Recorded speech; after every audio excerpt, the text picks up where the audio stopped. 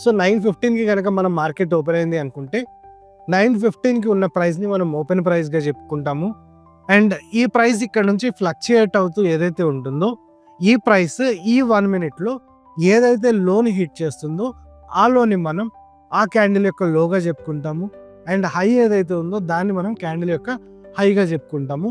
And end of the 1 minute A price దగ్గర అయితే stabilise అవుతుందో దాన్ని మనం క్లోజ్గా చెప్పుకుంటాము.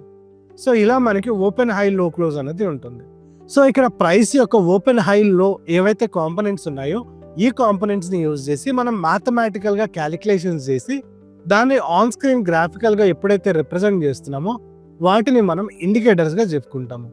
బట్ ఇండికేటర్స్ అన్నవి మనకి పాస్ట్ పర్ఫార్మెన్స్ ఏదైతే ఉందో డిఫరెంట్ క్యాండిల్స్ ఆ క్యాండిల్స్ నుంచి ఫ్యూచర్ని ప్రెడిక్ట్ చేస్తుంది అన్నది మనం కన్సిడర్ చేసే అంశం. సో మనకి ఇక్కడ డిఫరెంట్ టైప్ ఆఫ్ ఇండికేటర్స్ ఉంటూనే ఉంటాయి.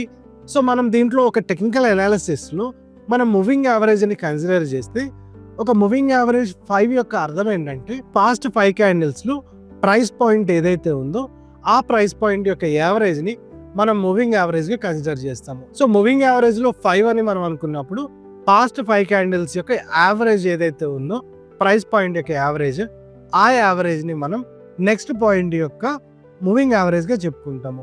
సో ఇలా మనకు అది కనుక 20 ఉండుంటే పాస్ట్ 20 యొక్క ప్రైస్ పాయింట్స్ యొక్క యావరేజ్ ఫర్ సపోజ్ హైని కనుక మీరు కన్సిడర్ చేస్తే పాస్ట్ 20 క్యాండిల్స్ యొక్క హై డివైడెడ్ బై 20 వేసినప్పుడు మనకి అక్కడ 20 మూవింగ్ యావరేజ్ అనేది రావడం జరుగుతుంది.